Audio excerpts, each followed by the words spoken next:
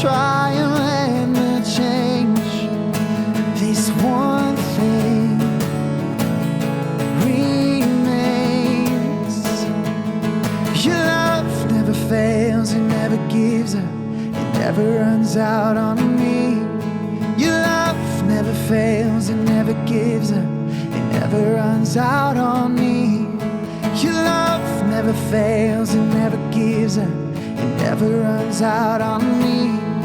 Your love, oh, I'm thankful today.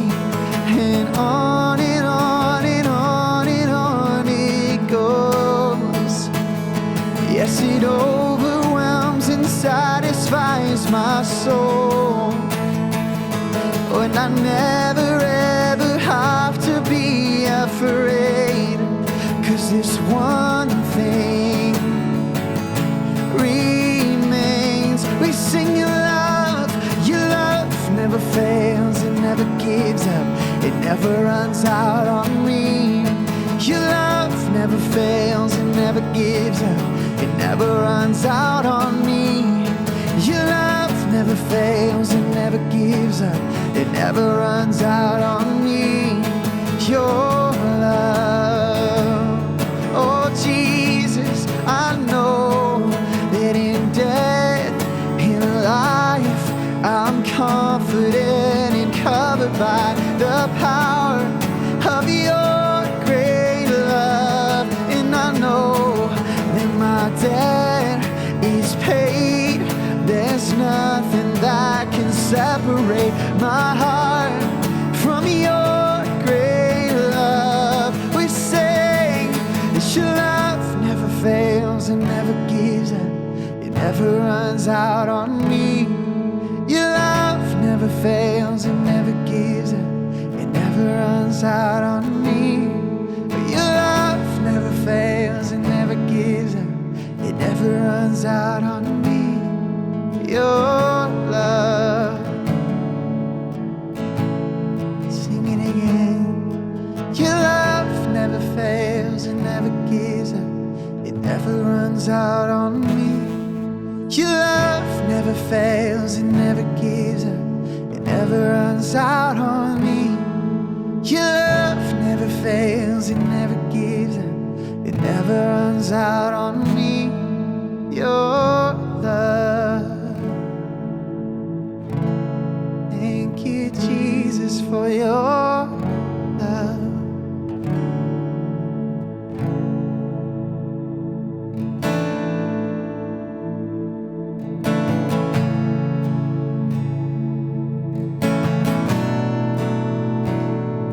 Thank you for your love, Jesus.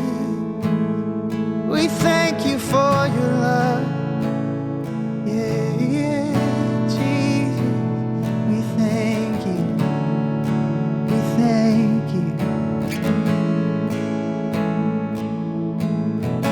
Over the mountains and the sea, your river runs with love for me. Open up my heart and let the healer set me free. I'm happy to be in the truth, so I will daily lift my hands, and I will always sing of when your love came down. I could sing of your love forever. I could sing of your love forever. I could sing of your love forever. I could sing of your love forever. Over the mountains and the sea, your river runs with love for me. So I will open up my heart and let the healer set me free. Oh, I am happy to be in the truth, and I will daily lift my hands, for I will always sing of when your love came down. Oh, I could sing of your love forever. I could sing of your love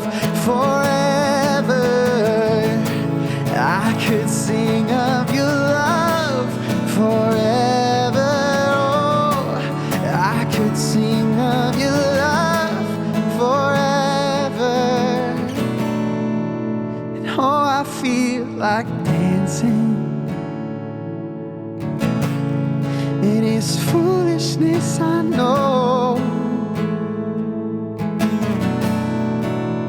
When the world has seen the light, they will dance with joy like we're dancing now. And oh, I feel like dancing for joy, for joy. Yeah. It is foolishness, I know. Oh, but I know that when the world has seen the light, they will dance with joy like we're dancing now. I could sing of your love forever. I could sing of your love forever.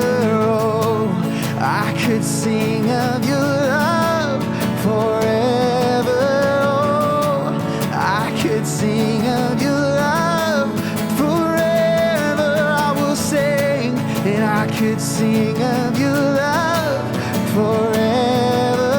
Oh, I could sing of your love forever, and I will. I could sing of your love forever. I could sing of your love forever. I could sing of your love forever, over and over. I could sing of your love and what it's done, and what it's done. I could sing of your love forever, and I'll sing again. I could sing of your love forever. Oh.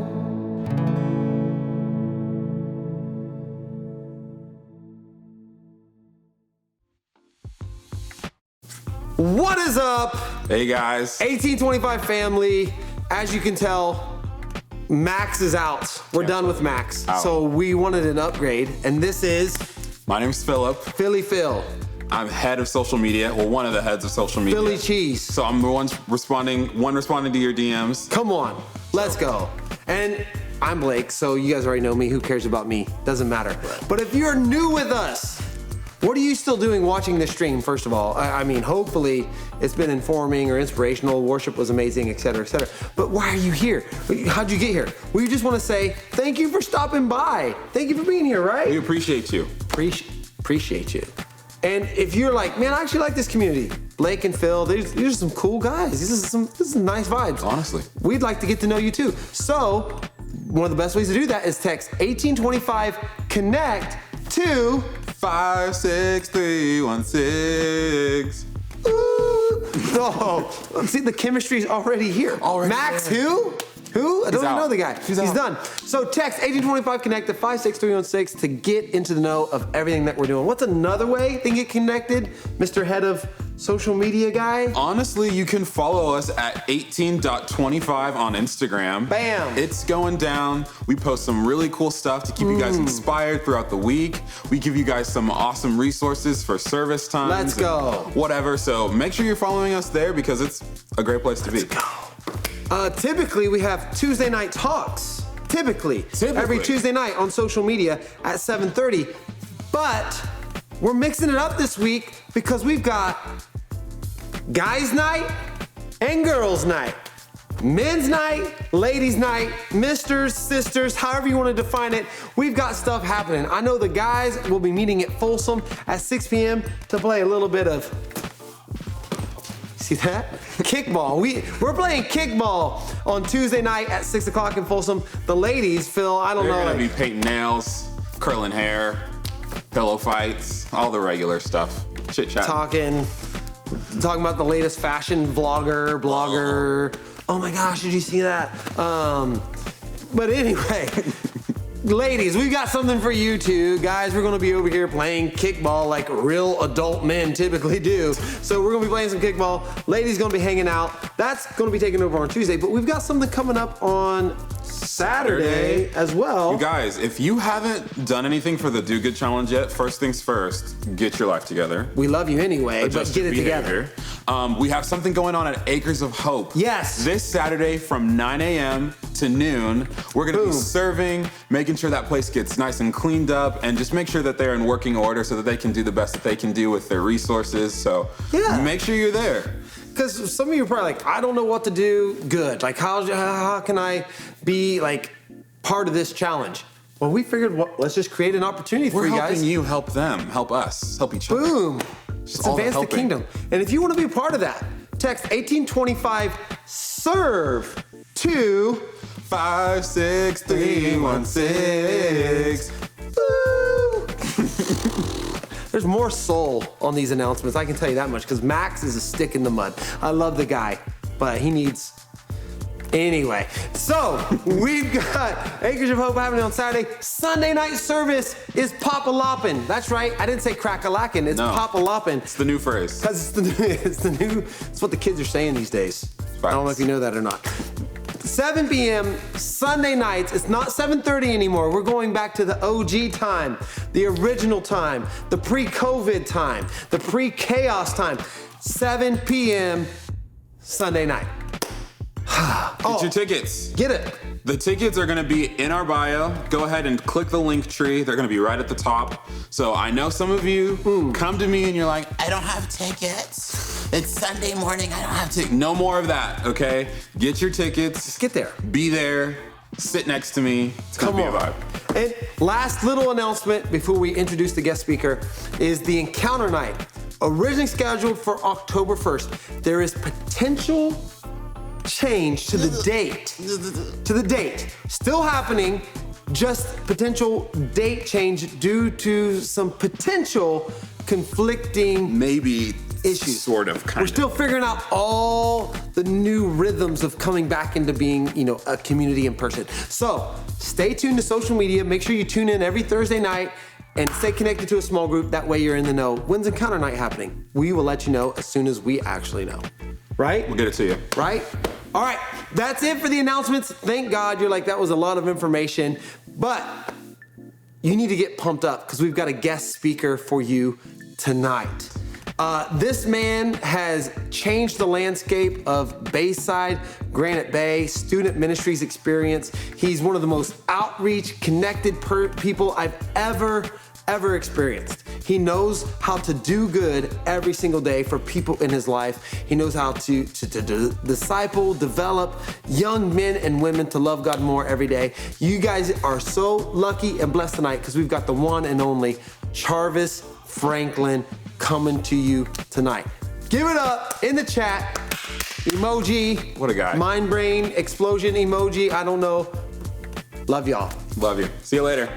Peace. Hey, 1825, what's up? It's your boy Charvis. First and foremost, thank you so much for just having me this week. I felt like family. I've been around a lot on Thursday nights and Sunday nights, and it just felt really dope over the last year to be a big brother to some of you. Some of you I'm still getting to know, but thanks so much for always making me feel like family. If you don't know me, my name's Charvis.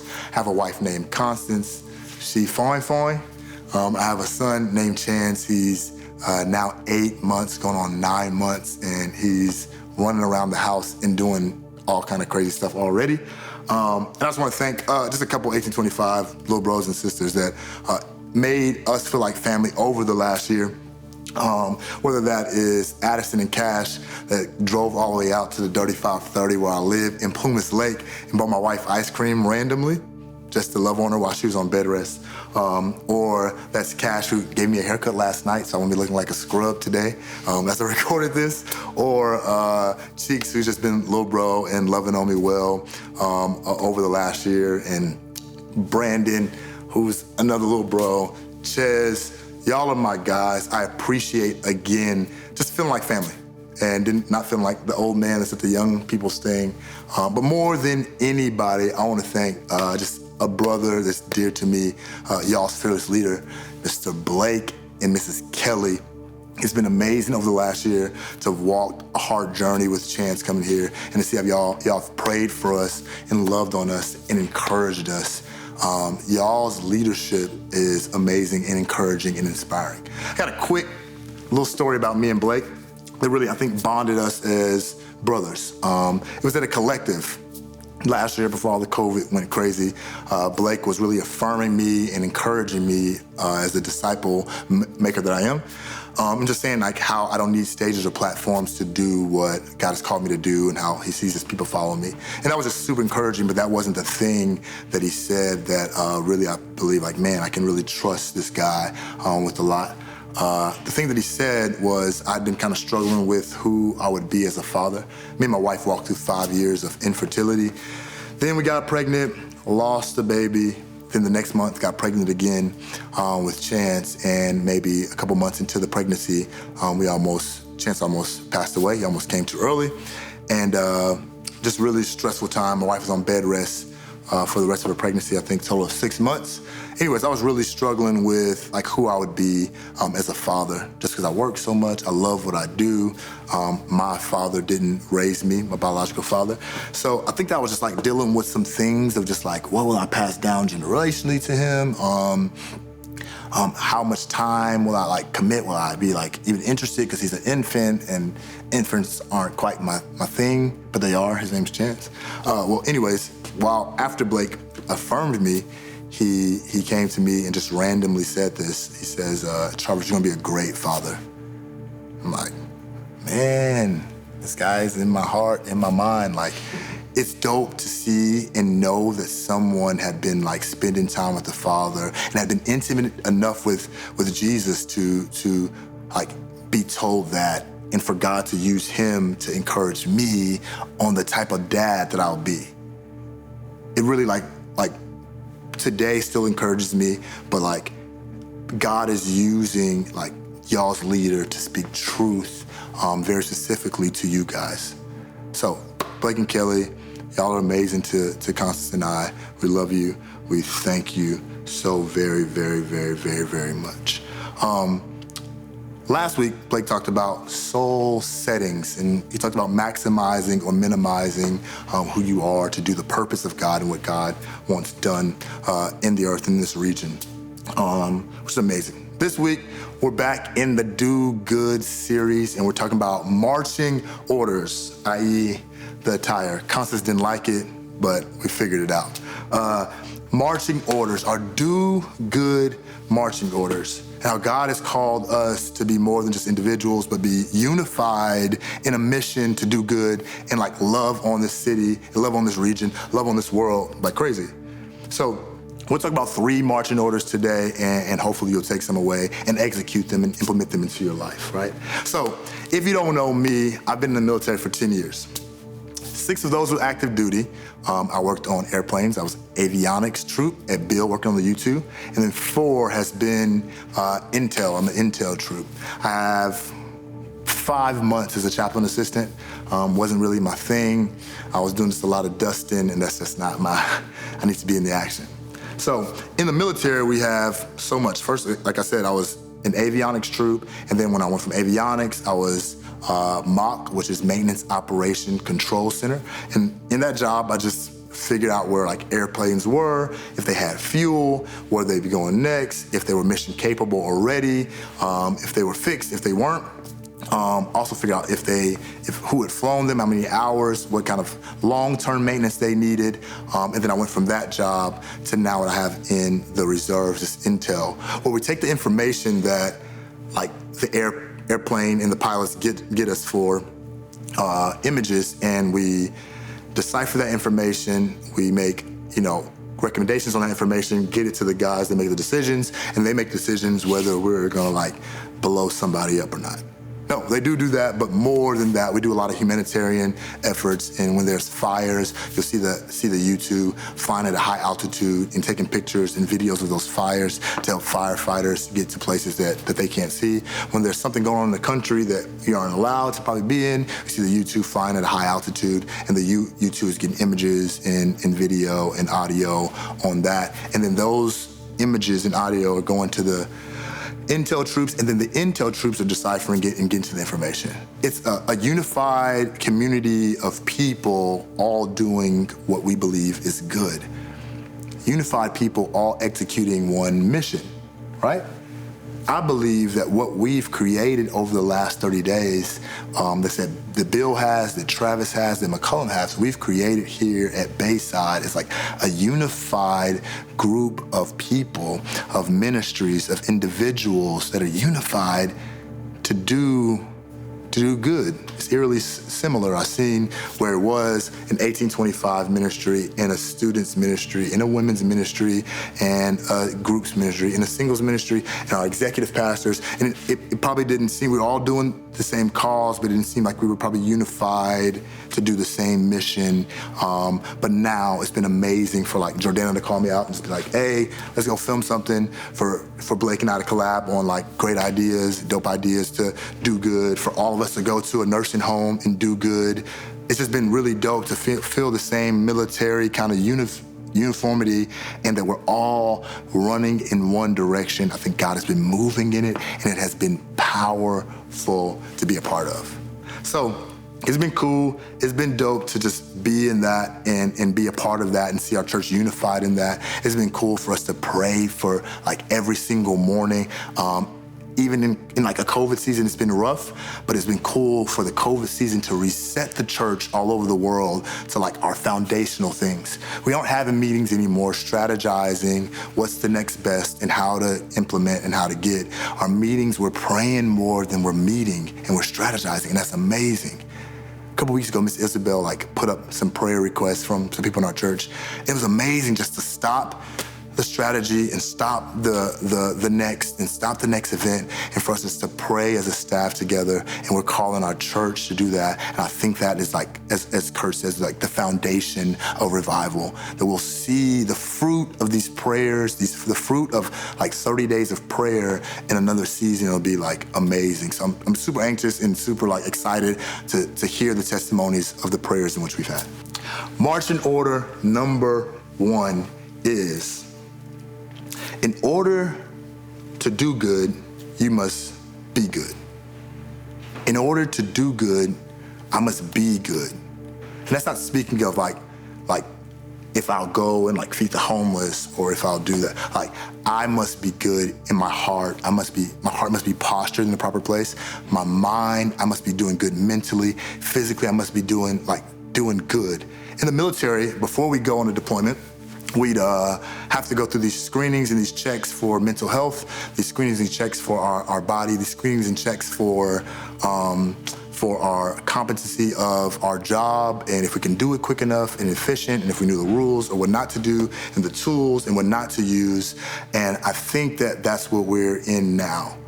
In order, before we start doing the good, we have to first say, like, am I good? And I call this intimacy check. Very easy. If you don't have a consistent, intimate relationship with Jesus Christ day after day, I don't know if you're doing that good. I don't know if you're doing that good if morning after morning or night after night or lunchtime after lunchtime, you haven't set aside time to be with Jesus. That's who shows us how to be. That's who postures our heart. That's how we stay humble. That's how we stay hungry. That's how we stay creative. If you're not meeting with Jesus regularly, I don't know if you're doing good.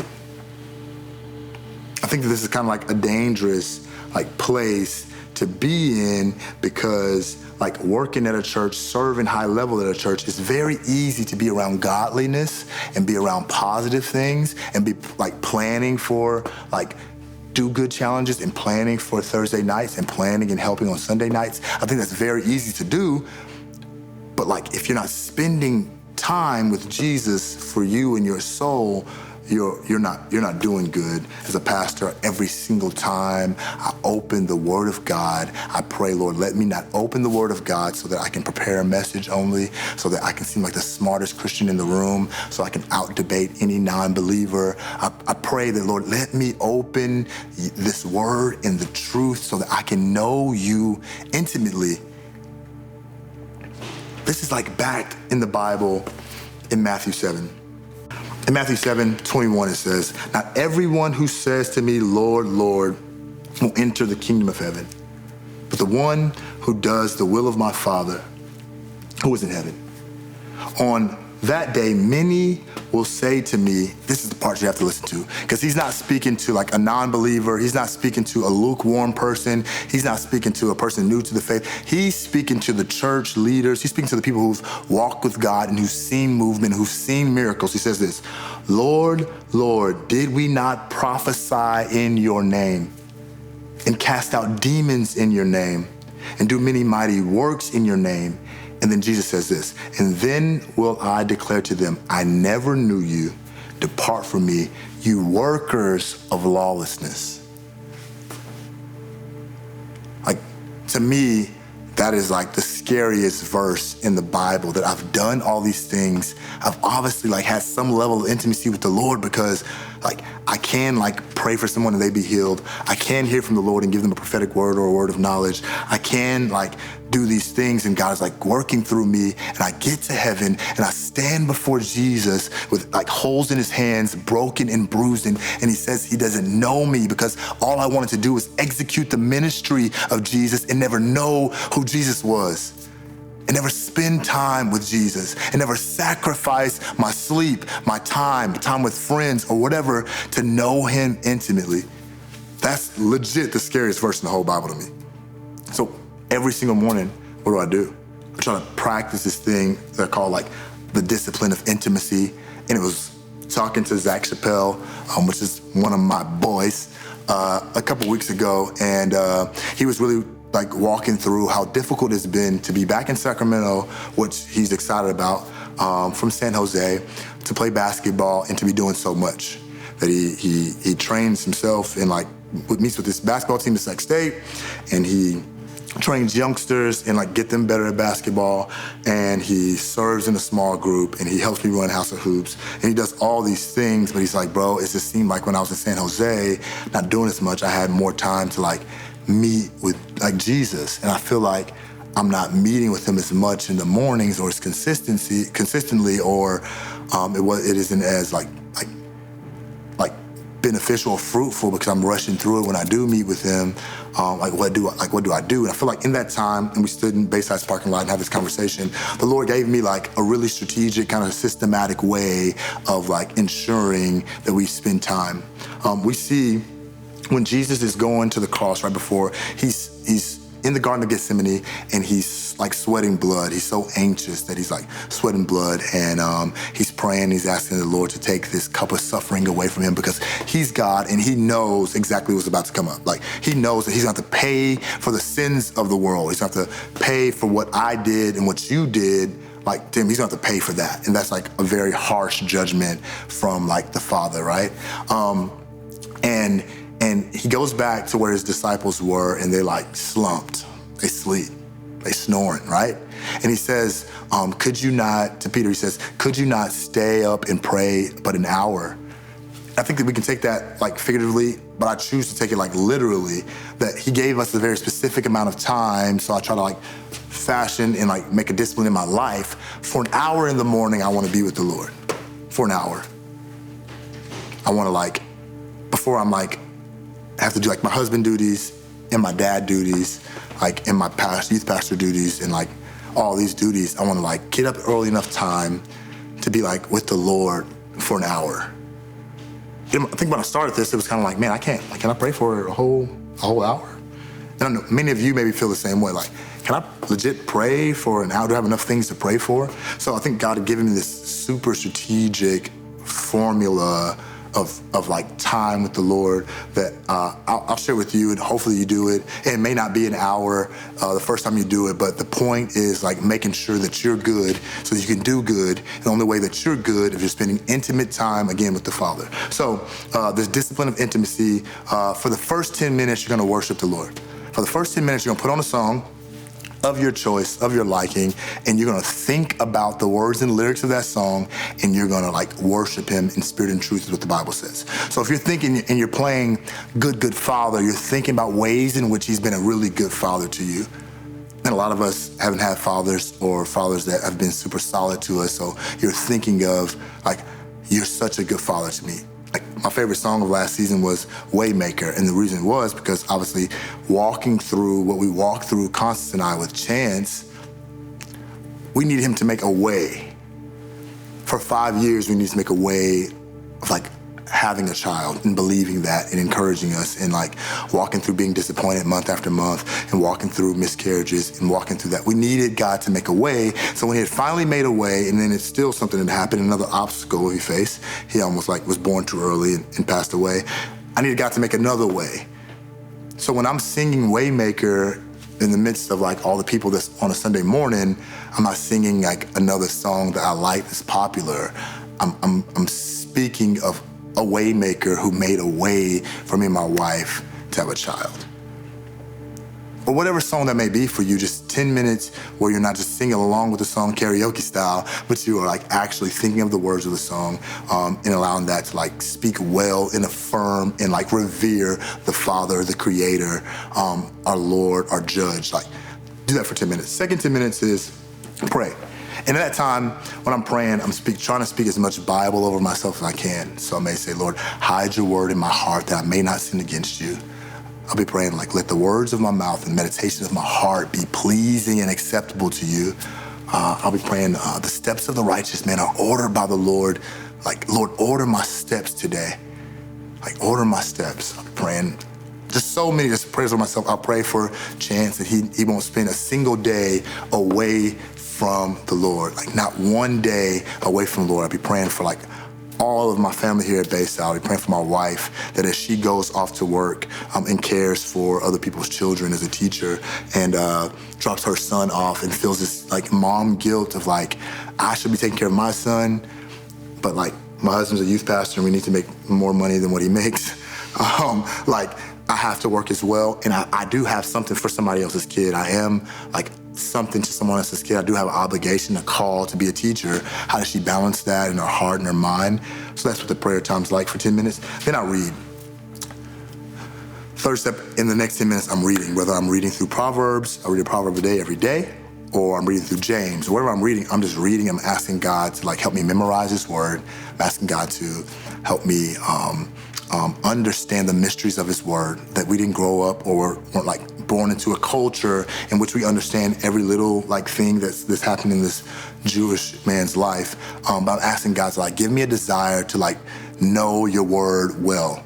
And not just know it informationally or just know it to memorize it, that I want to know the culture in which Jesus lived in so I can understand the things, right? For 10 minutes. And then I write, the fourth 10 minutes, whether I'm writing on, like, what I read, or I'm writing that, like, somebody made me mad, or I'm writing that I need to, like, let some things go, or I'm writing, like, just affirmation of how good God is. I just try to write every day for 10 minutes.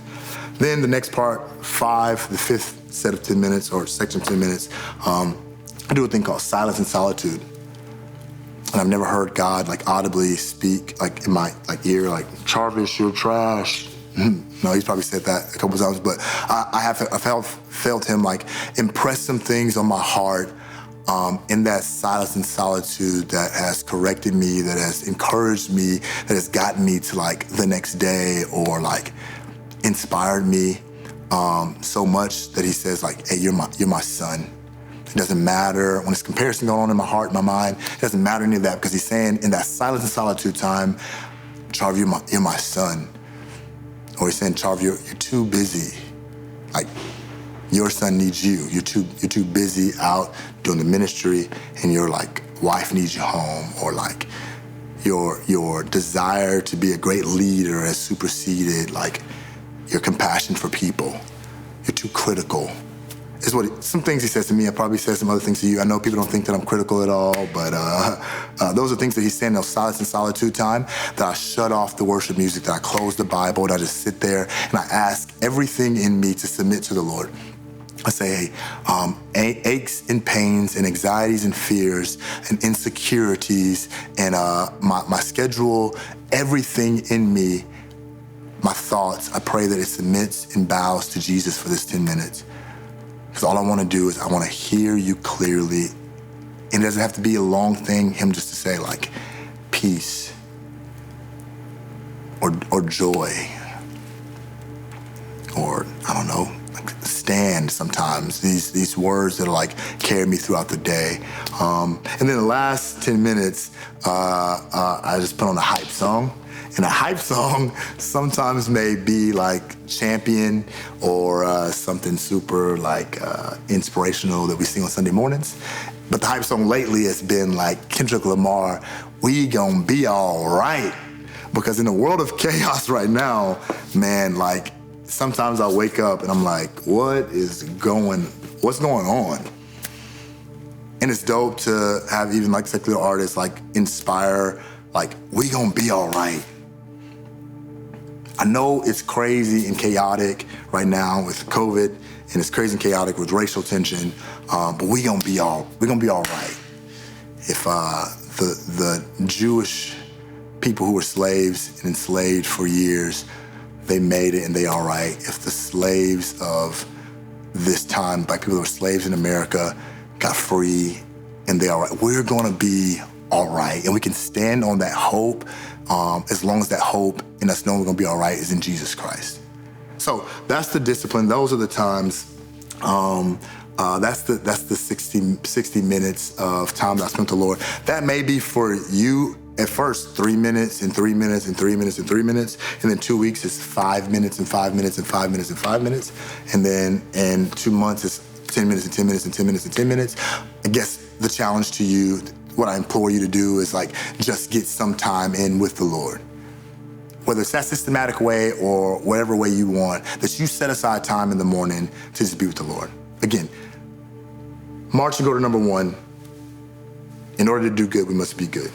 Marching order number 2, do good in times of resistance. Prepare for the opposition is what we're told while in the military. That while we're home, we're training, we're doing things, we're getting tested on how well we do things, we're getting tested on our proficiency and our efficiency, and if we're doing it with the right tool, if we made the right notes. We're getting tested on all these things while we're at Bill Air Force Base, so that when we go to the places in which we deploy, number one, there isn't a whole 100 like people in your, like it is in your squadron here. There's 6 guys, 6 people to turn 3 and 4 jets. And the mission is so essential because we have to make sure that we prepare a jet to go get images, because the Army is waiting on us to go, before they go over a hill, before they go into a house, before they go down a street, they're waiting on us to get images. So when we don't turn a jet quickly enough, right? We go there that morning and we haven't, it's a time in which they have scheduled for that to fly off. If that hasn't flown off, it's a really defeating feeling like to the squadron, because we know there's some Marines, there's some Army, there's some Air Force, there's some Navy out there, and they're blind. They haven't got the images they need to see if there's IEDs on like the side of the road. They haven't got the images what they need to see if we have any audio in any houses. They haven't got the images they need. So we have to do our part and do the good that we have to do to ensure that they are good. And that same thing like stands true for us. When we aren't good, and we aren't prepared to like fight the resistance and prepare for like the opposition, somebody else is waiting for you to do your part. Someone that goes to Sierra, someone that goes to William Jessup is waiting for you to invite them to a Thursday night. Somebody's waiting. And right now, we ain't linking up in the building here, but somebody's waiting for you to invite them to watch this. Invite them to go out to In-N-Out with your 1825 group. Someone is waiting for you to do your part. And it's not so we can have like a super fat, super thick, like 1825 ministry. It's because souls are at stake. The people, like eternity is in the balance for people. And whatever that holdup is, whether that's we don't want to seem weird, or we want to slow drip and like figure out when is a good time to like invite them, and I don't want to seem too churchy. When we know that like the answer to their heartache, the answer to their hopelessness is Jesus, and how we introduce them to Jesus is like through this community of family. We cannot just wait. We can't miss the time of the mission. We can't miss it. It's pivotal. It's important. That we cannot miss the time of the mission. We cannot get the plane off late. Can't. souls are at stake. Not just huge thousands of people in 1825. It's one person, whether we've invited them here, invited them into community or not. And sometimes it's just laziness. Like we're just legit, just like lazy. Like we aren't thinking like, oh man, let me prepare my week to see how many people I can invite to go eat In-N-Out or Chick-fil-A. Then after we're just gonna slide over there, they're gonna get in a room where the presence of God is like so tangible that they won't even like know how to refuse not being there. They won't know how to say like, hey bro, I'm just gonna go back to the campus, because they're gonna be like, man, it's something that's happening in this room with people that are my age, with like people that are inspired, this music, this whatever's here is filling me in a way that nothing else can. So we have to break off whatever our reservations are to like getting people on a YouTube on a Thursday night, getting people in an 1825 group at a watch party on a Thursday night, here on a Sunday night. Whatever our reservations are, whatever's holding us up from doing that, we have to like ask God to kill in us so that we can like, that can be the mission, that we are urgent about the preaching and teaching of Jesus Christ. And if we aren't, we have to really look at like mandate number one, like marching order number one, are we good? Am I good? If I don't have a heart to bring people to Christ, I have to then say, hey, am I good? Right? We've seen resistance from so many people in culture, in history, in the Bible. So many people, we've seen them do good in the midst, in the wake of opposition. They have prepared for the opposition. My like hero, number one all time, right under Jesus, and I'll put Constance, and then I'll put this guy, is Martin Luther King Jr. And his ability to face opposition and still do good was crazy, like amazing. He started doing like the things he did at 19 years old and fighting for racial reconciliation at 19, and only did it like until he was 39 when he was killed. But what he did for a world, what he did like is like crazy, it's wild, it's miraculous, right?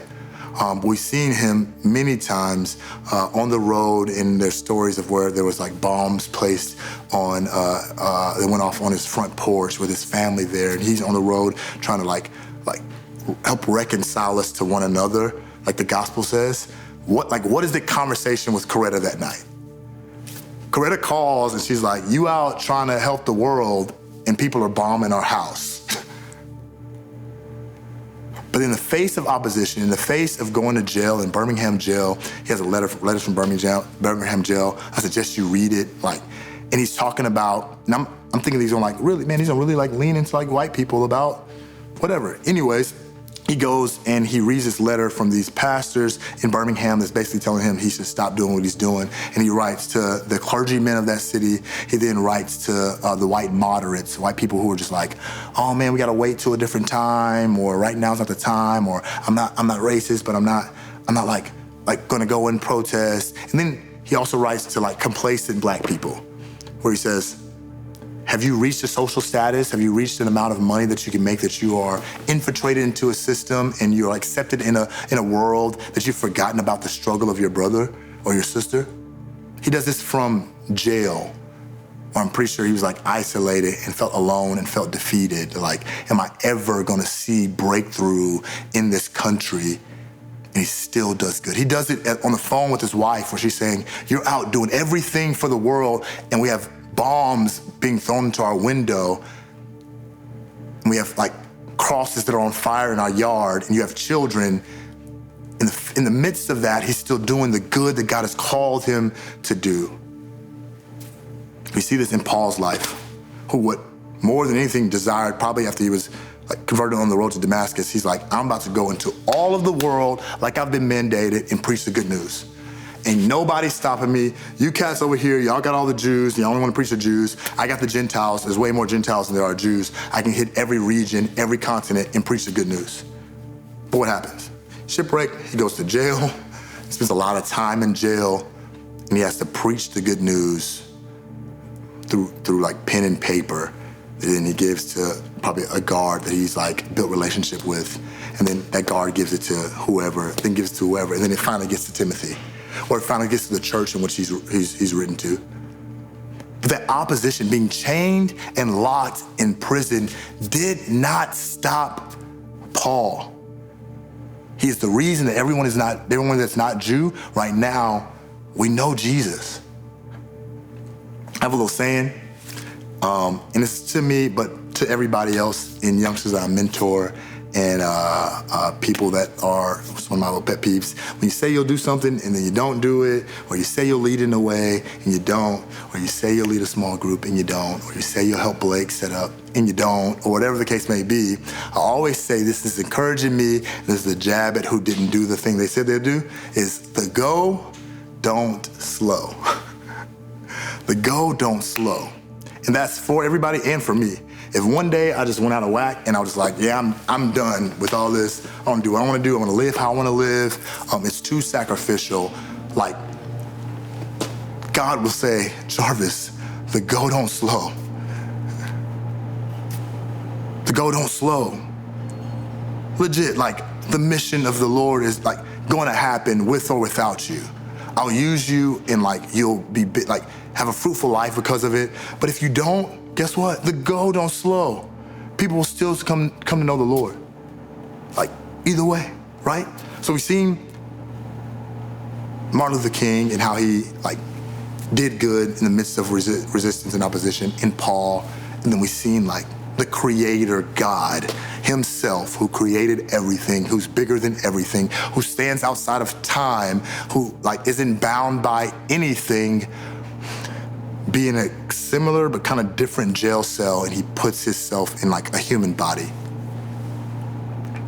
He confines himself to like a human body so that he may know you and me intimately, so that he may know our temptation and our struggle and our fear and our insecurity and our limitations. He wanted to know us, not just know about us. He knew us because he created us. He wanted to know, what do they feel when they feel fear? What do they feel when they've fallen and it's hard to get up? What do they feel when they're tempted in a way? He wanted to know us, so he confined himself to a different kind of jail to know us. And did what? Did good while confined. Did good while in opposition. Did good while being like resisted and being restrained and limited in what he can literally actually do. That's the same challenge to you. That right now, COVID is crazy. Like, still. Can we go outside? Can we not? Do we wear masks? Do we not? Can I like go to 1825 like small group? Can I not? What's up? How do I go? Put that on, then put like racial tension on of like, can I say something? Do I not? Am I saying enough? Am I not? Do I have enough knowledge? Do I not? Like the political like climate of like, if I vote for him, then I don't like people, and if I vote for him, then like I'm racist, and then I vote for this. I think that God is like really like breaking down all those things, and he says, no matter what the resistance is, no matter what the opposition is, you better be doing good. Whatever the resistance, whatever it is, you should be doing good. That's marching order number 2. Number 2 is do good in times of resistance and opposition.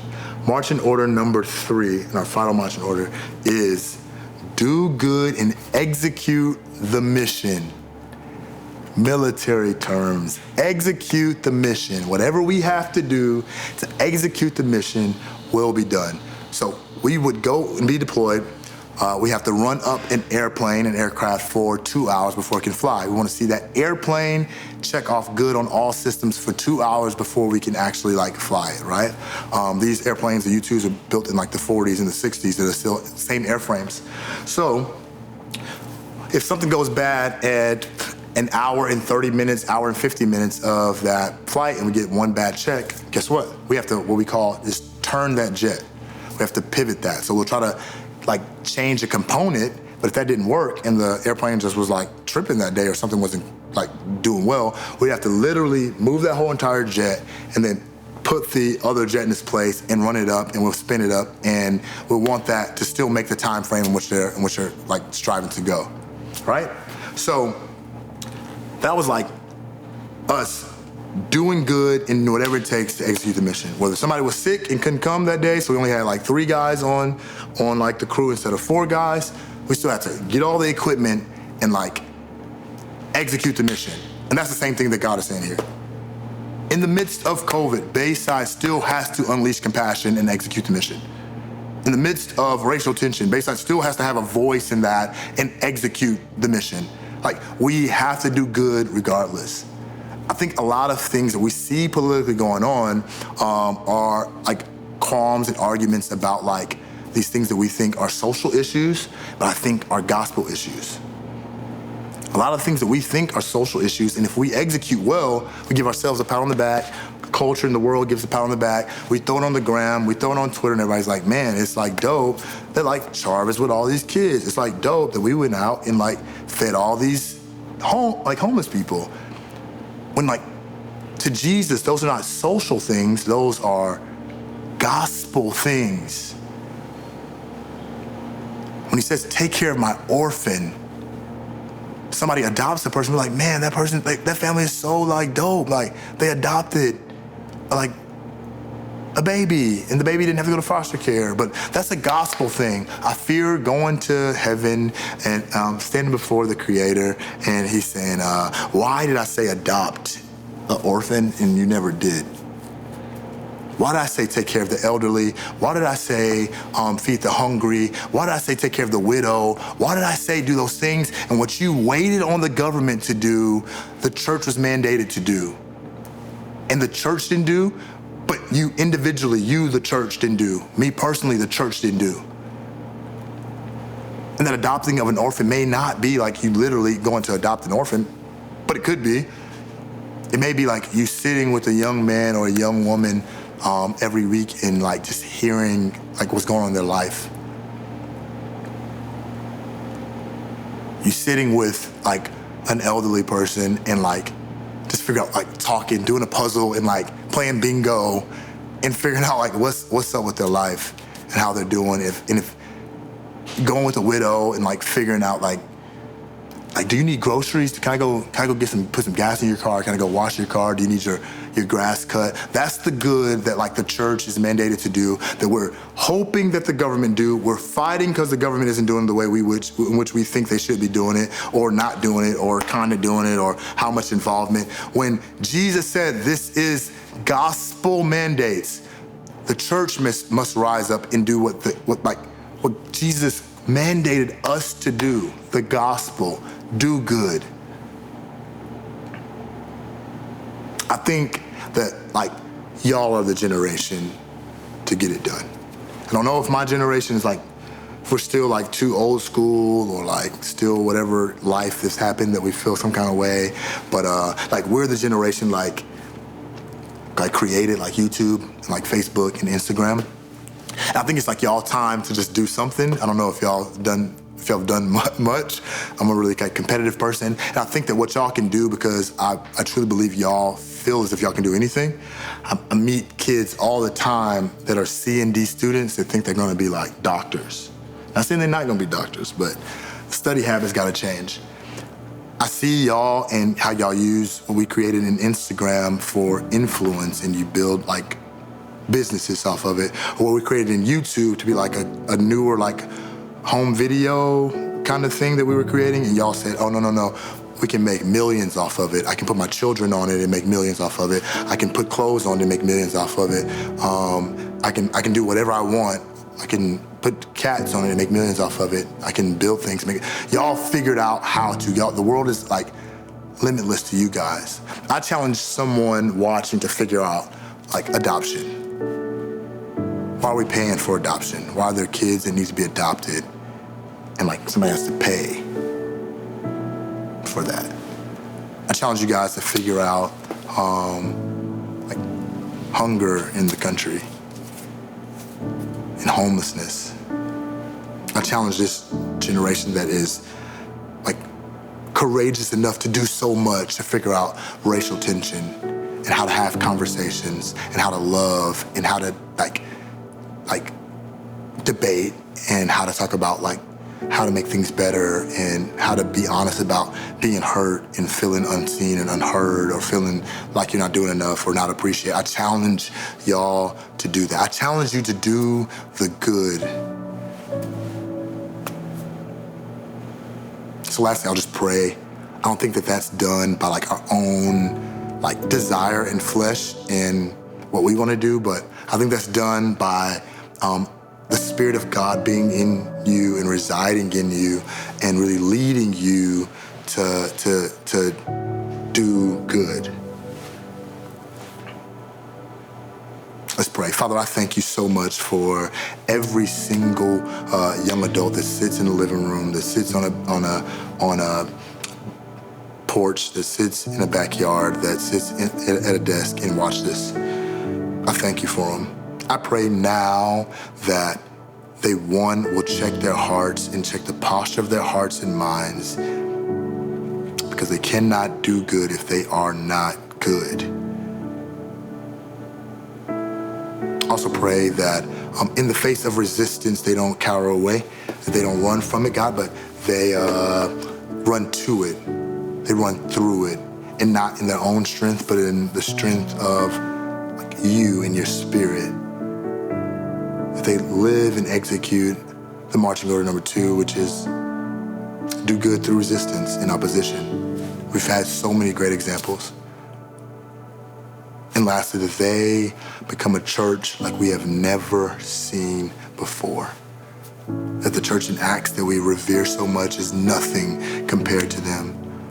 The way in which they love each other and love people that are far from you and love people that are near to you, and love despite political position, and love despite race, and love despite all, like everything that can like divide, that they love, and they figure out these things that we call social issues, and they take them on as gospel issues.